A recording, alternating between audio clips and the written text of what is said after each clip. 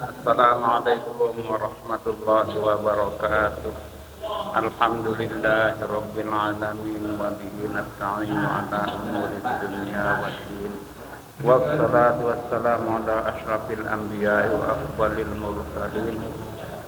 Sayyidina wa maulana Muhammadin wa ala alihi wa ashabihi ajma'in. Amma ba'du, faqala al-musannif rahimahullahu ta'ala wa ada man nafa'a bi ruduhi fid darain, amin.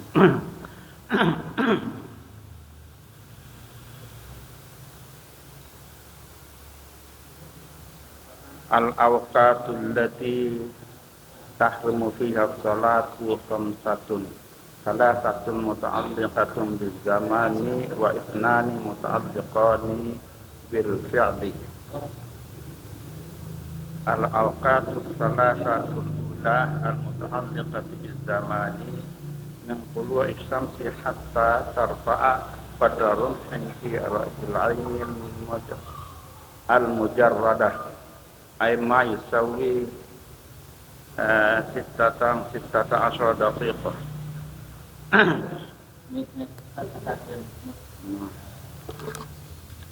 Baik. Jamaah rahimakumullah, kita lanjutkan kajian kita malam ini. Topik kita masih tentang sholat sunat yang sudah kita bahas pada waktu yang lalu. Kita mulai pembahasan kita.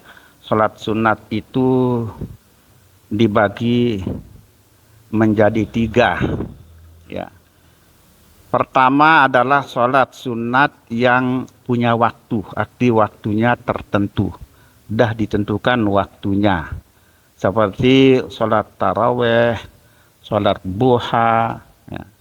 Sholat taraweh, sholat duha, apalagi sholat yang ditentukan waktunya, sholat id, idul fitri, idul adha, dan sholat sunat yang lainnya termasuk juga sholat sunat rawatib. Ya, jadi itu bagian yang pertama, ya. Kemudian sholat sunat macam yang kedua adalah sholat sunat yang tidak tergantung waktu, tetapi tergantung sebabnya. Ada atau tidak ada sebab. Ya, kalau ada sebab, baru sholat sunat itu kita lakukan. Tidak ada sebab, sholat sunat itu tidak kita lakukan. Nah, di sini sebab kita melakukan sholat sunat itu dibagi lagi menjadi 3, yaitu sholat sunat yang kita lakukan itu karena sebabnya terjadi terlebih dahulu dari sholatnya, sebabnya duluan baru sholatnya kita lakukan belakangan setelah sebab itu. Itu namanya sebab yang muqaddimun, sebabnya duluan baru kita melakukan sholatnya karena sebab itu, ya. Karena adanya sebab itu maka kita lakukan sholat sunat. Nah, ini namanya sholat sunat yang sebabnya duluan terjadi baru sholat sunat kita lakukan. Seandainya sebab itu tidak ada sholat sunat itu. Jadi sholat sunat karena sebab. Yang pertama adalah karena sebabnya lebih duluan daripada sholatnya. Apa misalnya? Contohnya adalah sholat sunat wudu. Kita sholat sunat wudu, setelah wudu kita lakukan. Sebabnya kita sholat sunat wudu adalah karena kita melakukan wudu terlebih dahulu. Maka kemudian kita lakukan sholat sunat wudu. Jadi sebabnya duluan terjadi. Wudu dulu baru sholat sunatnya kita lakukan. Ini namanya sholat sunat yang duluan sebabnya daripada sholatnya. Kemudian ada lagi sababun muqarinun. Sebabnya bersamaan dengan sholat itu sendiri. Jadi sebab itu muncul, karena apa sholat itu muncul? Sebabnya terjadi pada saat kita sholat itu. Artinya sebab itu karena ada sebab itu, maka kita sholat kita lakukan pada saat itu. Apa contohnya? Di sini contohnya adalah kal kusufaini, yaitu contohnya adalah seperti sholat sunat gerhana. Sholat sunat gerhana, baik gerhana matahari maupun gerhana bulan.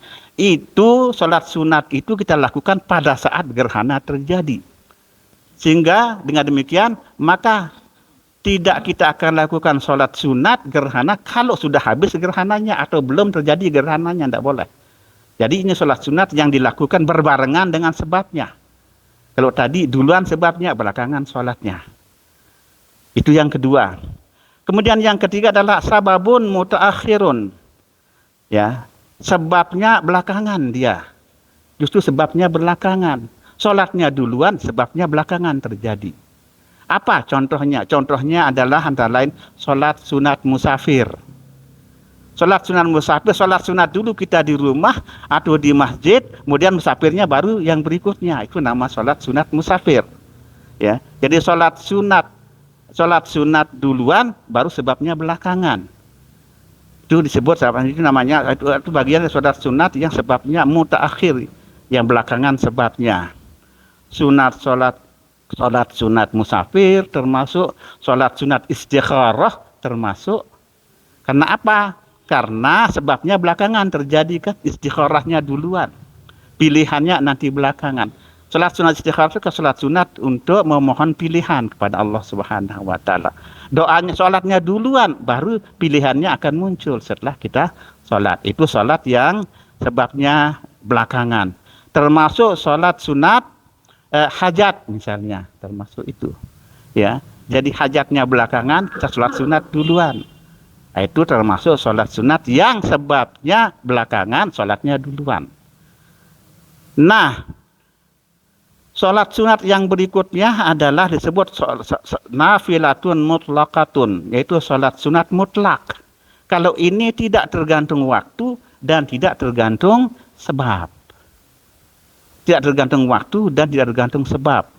Ya, jadi sholat sunat ini tidak karena waktu kita lakukan, juga tidak karena sebab. Tidak ada sebab, tidak ada waktu. Ini sholat sunat mutlak namanya. Kapan saja tergantung.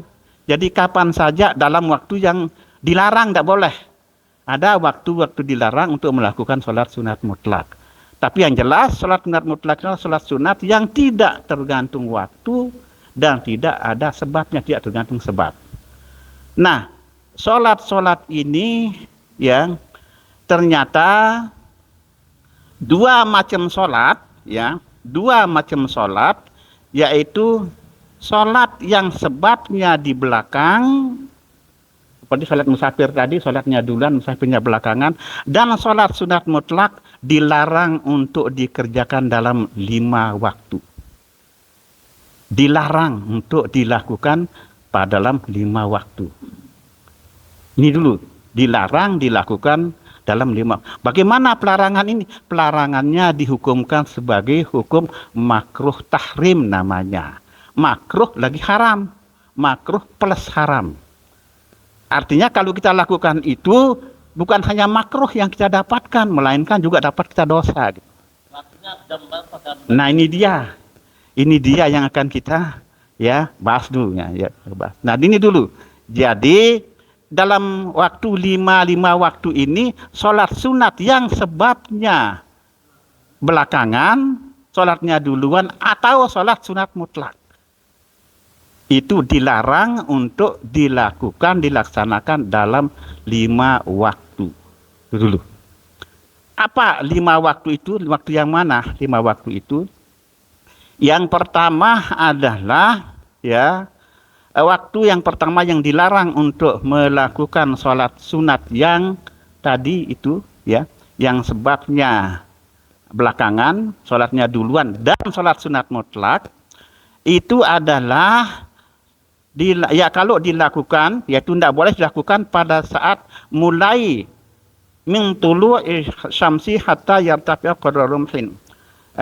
Dari sejak tulu'i syamsi, terbit matahari, sampai dengan matahari menurut pemandangan mata adalah seukuran segala.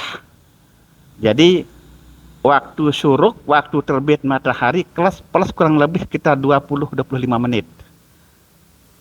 Jadi dia dewasa ada syuruk. Ya, ada syuruk. Nah, jadi saat itu pas sekitar 20 atau 25 menit. Yes, itu tidak boleh dalam kurun waktu itu dilakukan sholat sunat yang tadi itu. Mau sholat sunat mutlak tidak boleh, itu makruh tahrim, haram, ada haramnya gitu. Nah, kemudian atau mau sholat sunat istikharah pada saat itu, tidak boleh. Sholat sunat hajat tidak boleh termasuk itu. Ya, tidak boleh kita lakukan pada saat waktu terbit matahari sampai dengan tingginya sekitar segalah. Coba ulama menghitung ini 16 derajat, katanya malah sekitar 16 menit. Jadi terbit matahari plus sekurang lebih 16-20 menit, ini menurut ulama, ya. Jadi ma yusawi 16 daqiqah, 16 atau sampai 20 menit. Tidak boleh kita lakukan sholat yang tadi itu, yang dua tadi itu, ya. Terus apalagi ini, ya, apalagi yang waktu yang kedua, ini waktu yang pertama. Waktu yang kedua adalah min istiwa isyamsi hatta tazula, yaitu waktu pada saat mulai matahari persis di atas kita, dalam artinya tidak harus persis begitu kan, matahari kadang-kadang geser ke selatan atau ke utara kan, kita. Jadi yang segaris dengan itu matahari berada tepat di garis itu. Itu mulai waktu diharamkan secara makruh tahrim untuk melakukan salat yang tadi itu. Sampai mana? Sampai dengan matahari berada pada posisi sudah waktu zuhur, atau sampai dengan gelincir mata, sampai dengan matahari mulai waktu zuhur. Singkat sekali waktunya, memang sangat singkat waktunya. Kira-kira kalau sholat zuhur misalnya waktunya sekarang jam 12, 16, kira-kira 12-10 menit lah kira-kira kurang lebih pada saat itu. Ya, 12 kurang 10 menit, 12 lebih 10 menit. Jadi kurang lebih 5-6 menit lah. Ini singkat sekali waktunya, soalnya itu waktu kita tidak boleh melakukan sholat yang dua macam tadi. Yang dua macam tadi yaitu sholat yang sebabnya di belakang, sholatnya duluan. Dan termasuk juga sholat sunat mutlak tidak boleh kita lakukan, itu hukumnya makruh, tapi dapat dosa kita makruh tahrim jadinya. Nah, tahiyatul masjid coba dilihat, dianalisis. Sholat tahiyatul masjid itu, ya, mana duluan, naiknya ke masjid atau sholatnya? Sholat naiknya dulu, sebabnya duluan. Sebab duluan, terus sholatnya belakangan. Kalau ini kan sebabnya lebih dulu, berarti itu boleh kita lakukan pada waktu itu. Ya, jadi boleh kita lakukan karena apa? Sebabnya duluan, sholatnya belakangan. Naik dulu ke masjid, baru kita sholat, boleh kita lakukan. Beda dengan sholat sunat wudu, itu sebabnya di belakang kan? Oh, benar-benar. Sholat sunat wudu dulu, sebabnya di depan, benar tadi itu. Sholat sunat musafir maksudnya, sholat sunat musafir. Sholat sunat musafir adalah sholat sunat yang musafirnya belakangan, sholat sunatnya duluan. Itu yang tidak boleh kita lakukan termasuk. Makanya kalau orang kadang-kadang berangkat ke tanah suci, pas pagi sekali dia berangkat, ya dilarang sholat musafir pada saat itu, karena itu hukumnya makruh tahrim. Pas sholat subuh, setelah sholat subuh dia sholat sunat musafir, tidak boleh itu dilakukan. Jadi kapan dia dilakukan? Ya sebelum subuh dilakukan, sebelum sholat subuh dilakukan. Dan sebelum matahari mampir dengan naik segalah waktu itu. Ya kurang lebih ya dari syuruk, misalnya syuruk jam 6.28 berapa itu, plus 16 menit atau 20 menit lah. Ya berarti jam 6.48 menit sampai 50 menit lah keyakinan kita. Ya, masuk waktu duha pada saat itu. Nah, jadi begitu naik matahari segala itu sudah masuk waktu duha. Kemudian yang berikutnya adalah minal isfirari hatta taghrubasy syamsu. Pada saat matahari sedang mau tenggelam. Sudah kuning di bagian barat karena matahari mau tenggelam. Ya. Jadi matahari mau tenggelam, tapi matahari sudah persis mau tenggelam saat itu, sudah kuning. Sudah masuk setengah. Kalau kita lihat dari pandangan kita, sudah masuk setengah matahari itu. Nah, itu sudah dilarang kita melakukan sholat sunat yang tadi itu. Iya. Kemudian apa lagi? Kemudian yang keempat adalah ba'da fi'li sholatis subhi hatta tatu asyamsu. Ya, jadi setelah sholat subuh sampai dengan tadi waktu terbit matahari sampai dengan naik matahari sedikit. Yang qadar rumhin itu segala itu. Ya, waktu pas belum waktu duha. Waktu duha kan mulai pas pada saat apa? Matahari naik saat segala, ya. Dan sampai dengan waktu zuhur tiba. Itu yang keempat. Yang kelima adalah ba'da fi'li sholatil asri hatta taghruba syamsu. Kemudian setelah sholat asar tidak boleh melakukan sholat yang tadi itu. Ya sampai dengan tenggelam matahari. Itu yang kelima. Ya, sholat sunat mutlak, sholat sunat musafir, sholat sunat yang lainan. Yang sebabnya di belakang. Seperti sholat sunat apa misalnya? Sholat sunat hajat. Kan sholatnya duluan. Hajatnya nanti belakangan. Itu tidak boleh kita lakukan pada 5 waktu tadi itu. Termasuk sholat sunat istikharah ya. Sholat sunat jenazah berbeda pendapat ulama. Ini dia. Bukan sholat sunat kalau jenazah. So, itu sholat wajib, sholat fardu kifayah. Nah makanya, tapi ada ulama yang mengatakan itu tidak boleh dilakukan setelah sholat asar. Tapi itu tidak kuat pendapat itu. Ya.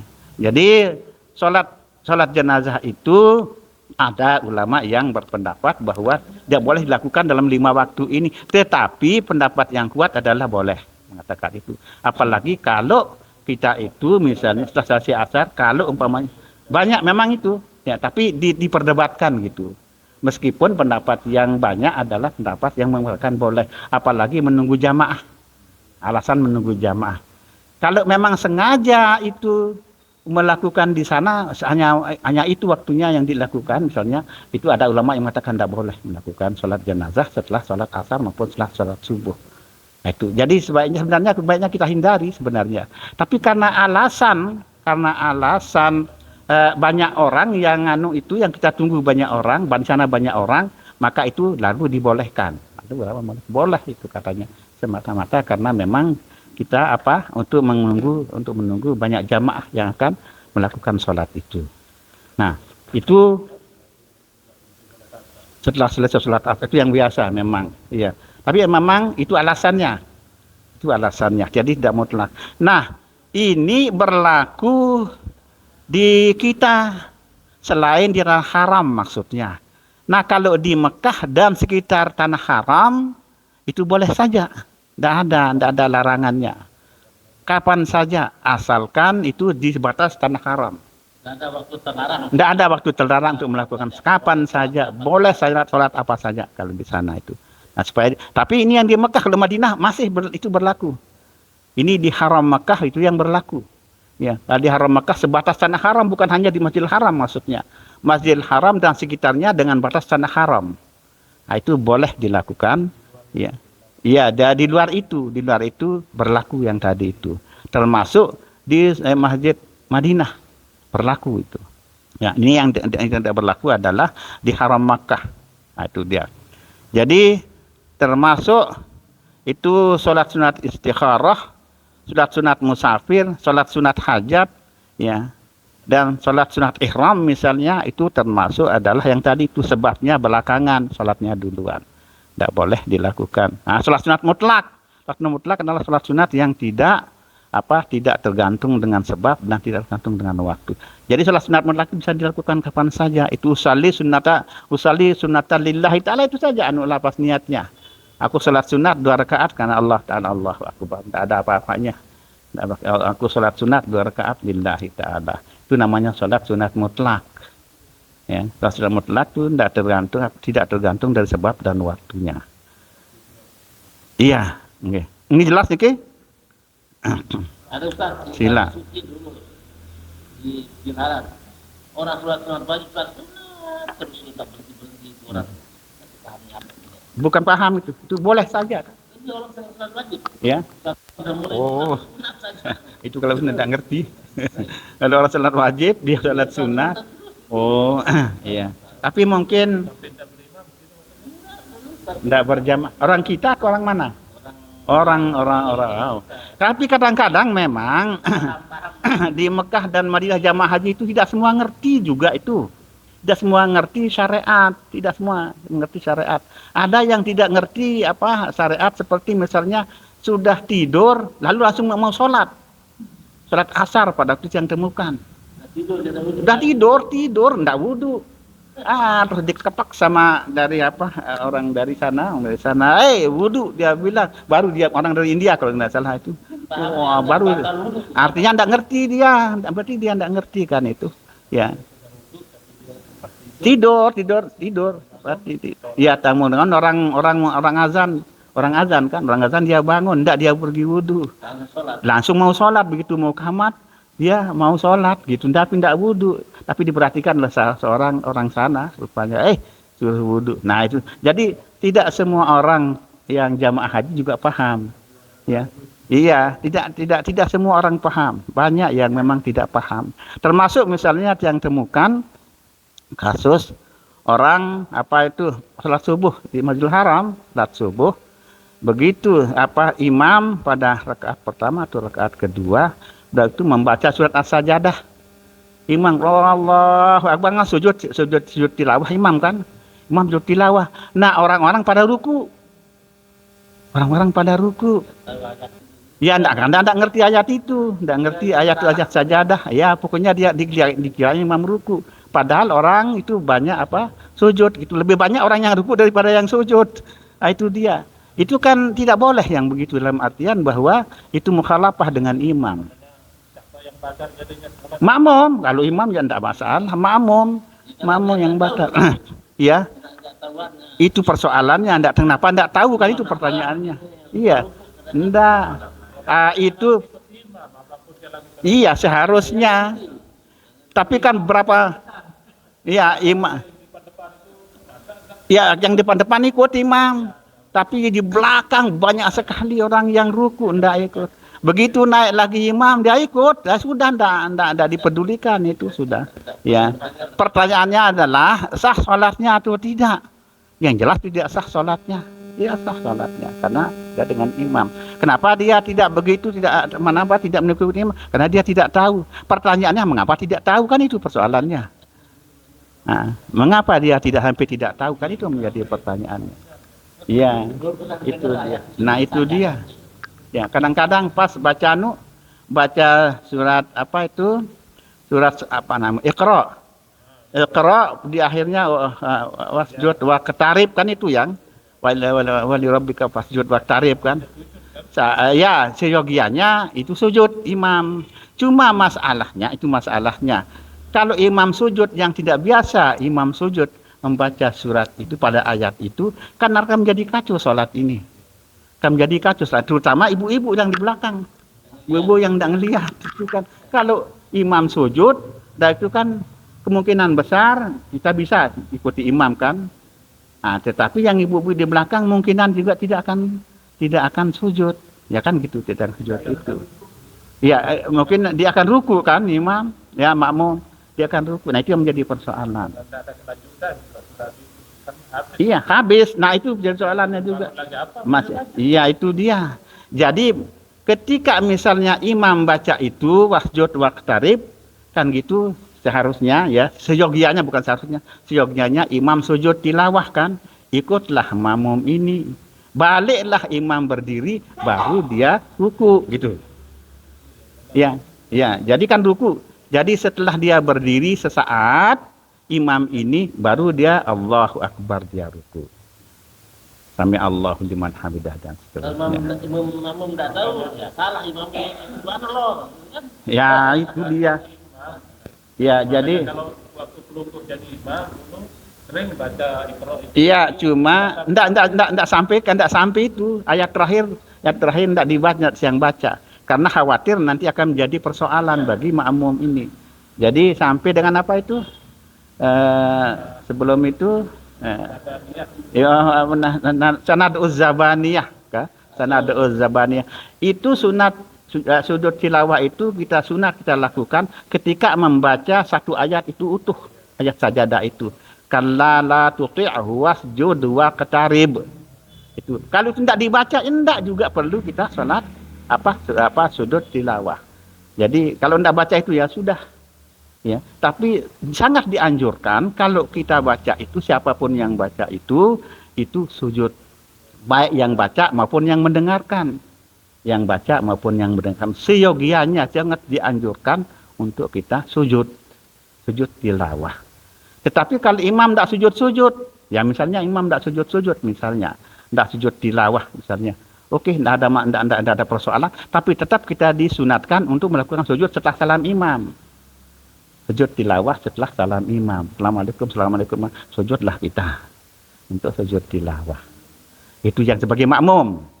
Atau misalnya imam juga begitu. Misalnya nanti setelah dia salam sholat sujud, takut khawatir kalau umpamanya dia lakukan sujud tilawah pada saat pada dalam sholat, khawatir nanti jadi masalah bagi makmum gitu. Nanti setelah sholat dilakukan sujud itu, sujud tilawah itu gitu. Paham nih? Nah itu mengenai sujud tilawah yang berkaitan dengan membaca ayat sajadah secara lengkap. Ya, kalla la tuti'hu wasjud waqtarib, itu aja ayatnya. Ya, kalla kalau tidak sampai segitu sanad'uz zabaniyah, potong sampai di sana, tidak perlu sujud. Tidak perlu sujud tilawah. Ya, memang tidak ada masalah. Ya, boleh. Tetapi seyogianya anjurannya adalah kita melakukan sujud itu. Siapapun yang baca maupun siapapun yang dengar, sangat dianjurkan untuk melakukan sujud itu. Karena itu sesudah salam bukan sujud tahwi. Kalau yang ini setelah salam, imam salam, ya kita juga ikut salam, sujud kita. Ya sudah selesai. Tidak apa-apa. Ya, makmum tetap dianjurkan untuk sujud. Tidak ada apa-apa, tapi kan itu sangat dianjurkan untuk ikut sujud tilawah.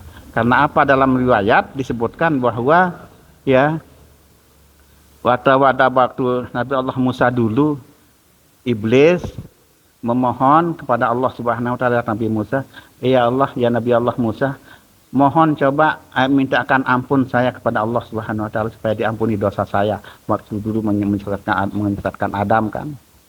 Diampunkan, mohon diampunkan, doakan ke saya supaya diampun dosa saya. Karena saya sudah dilaknat oleh Allah Ta'ala kan, katanya iblis. Lalu Musa mohon kepada Allah, ya Allah, ampuni dosa iblis. Hampir gitu. Nabi Musa itu kan nabi yang paling berani itu. Sering kali protes macam-macam dia. Kalau dia itu pemberani dia. Mampir mendoakan iblis, memintakan iblis ampunan juga dia yang melakukan itu. Yang lain-lain tidak ada yang berani.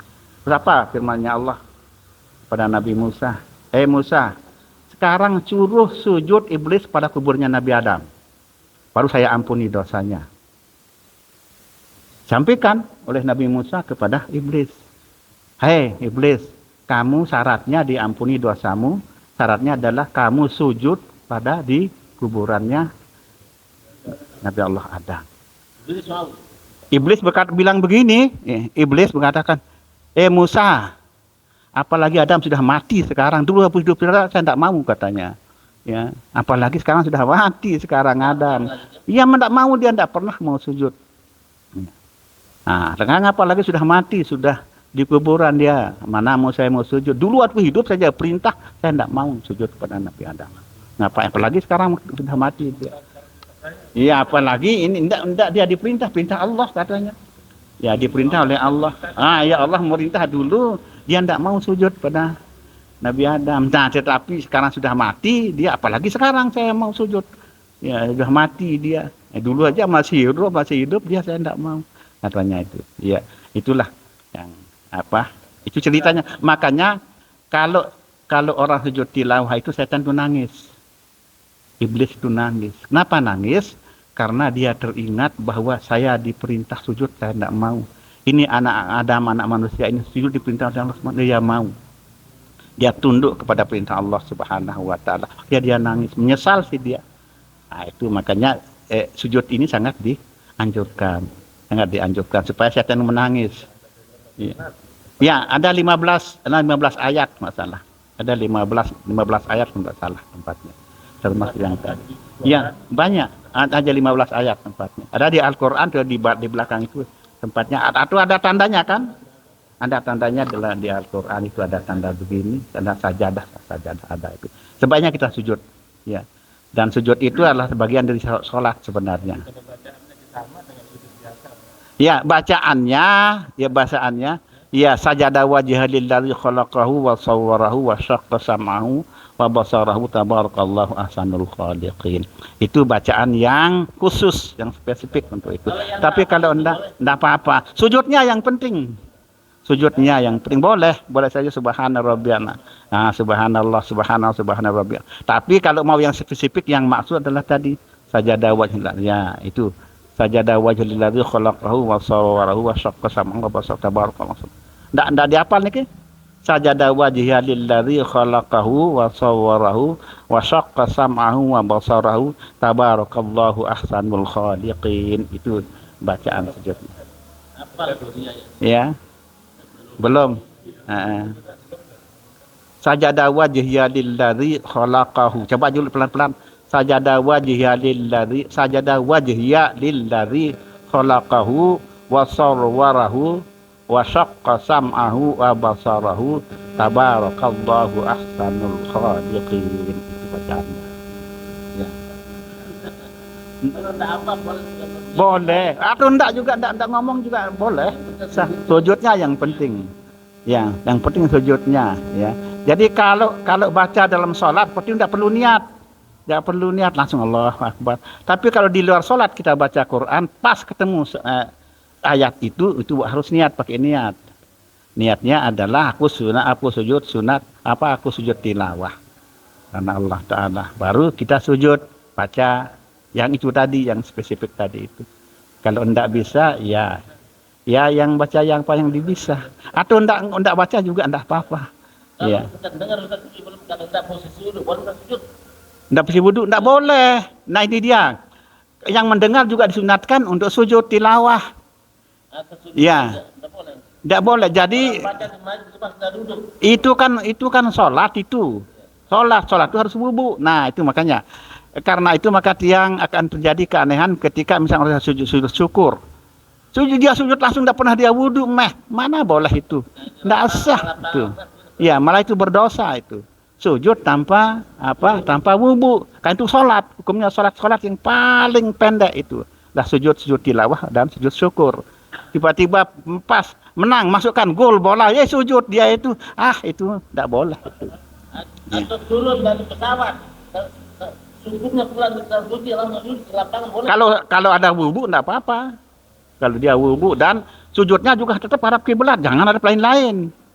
Ya harus tetap hadap karena ini sholat masalahnya. Pernah saya temukan orang baca dia sujud tilawah berkeliling dia sujud, ada yang hadap selatan, ada hadap timur, kan ure jadinya.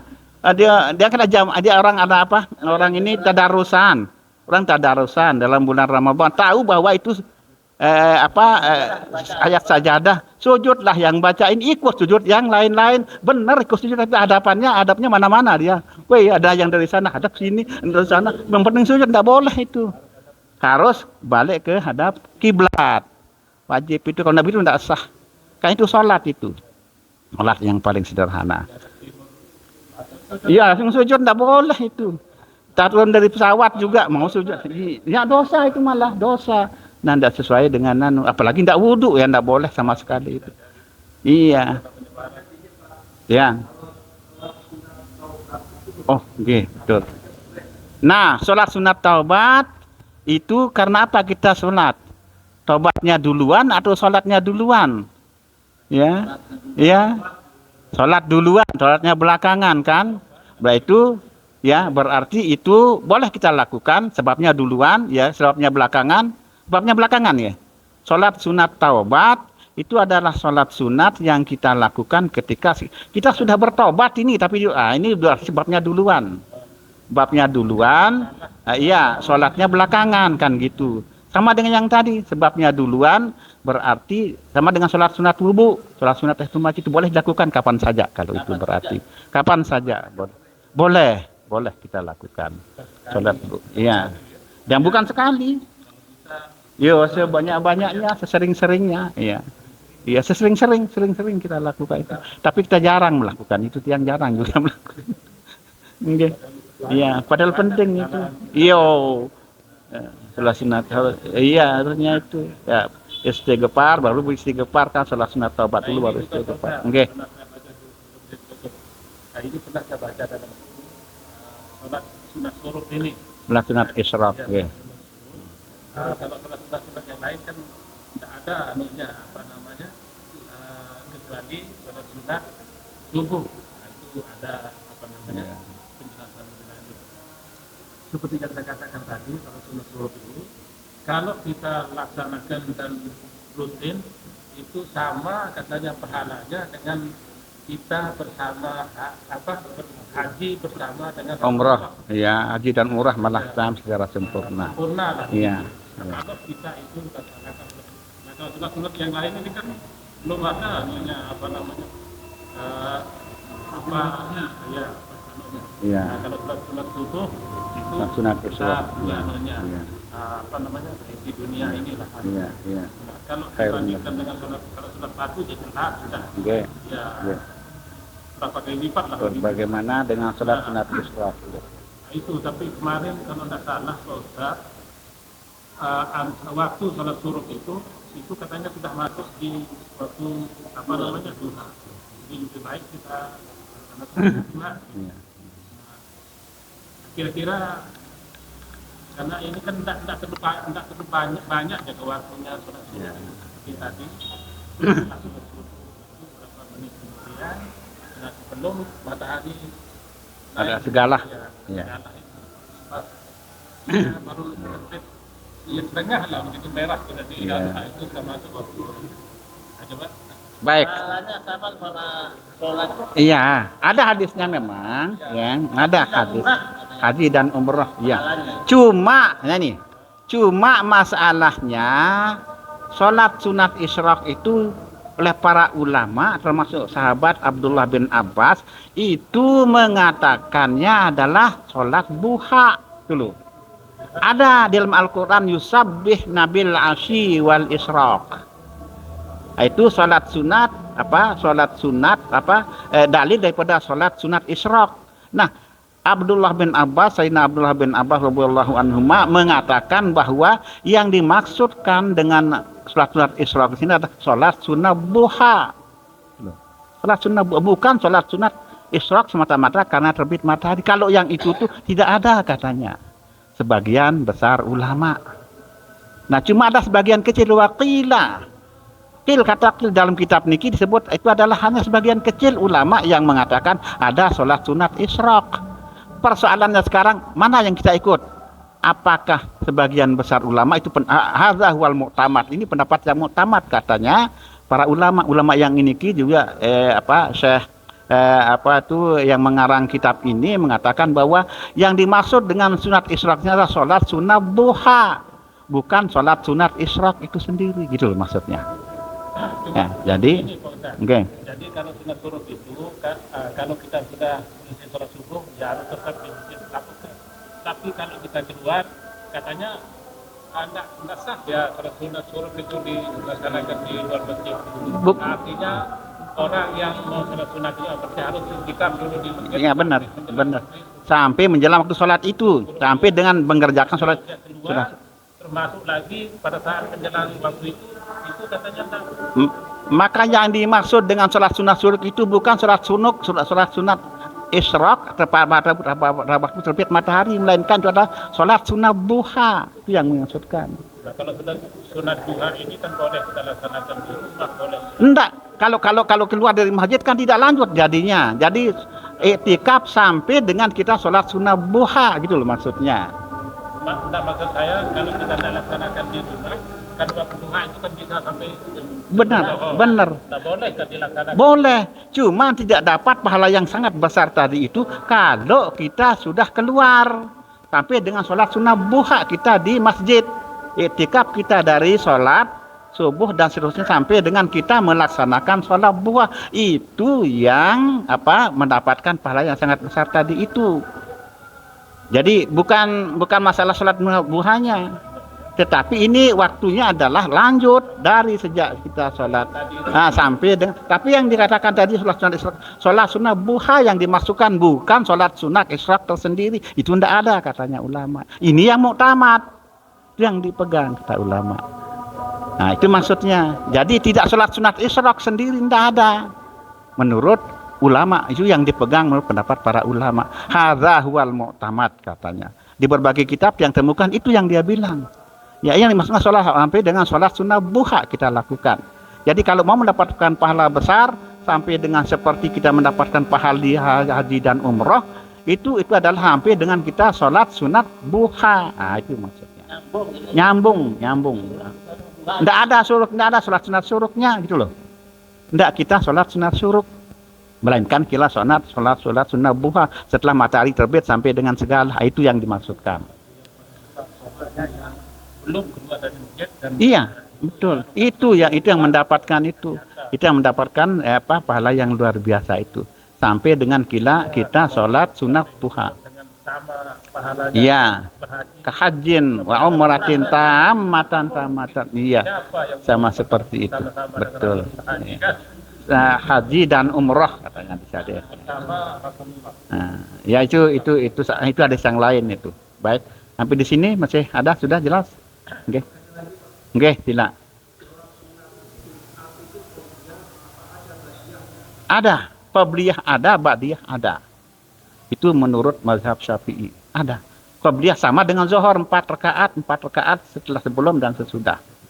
Qabliyah, ba'diyah ada. Ada 4 rakaat, tapi boleh kan 2 rakaat juga kan? 2 sampai 4 lah. 4 rakaat sekali salam.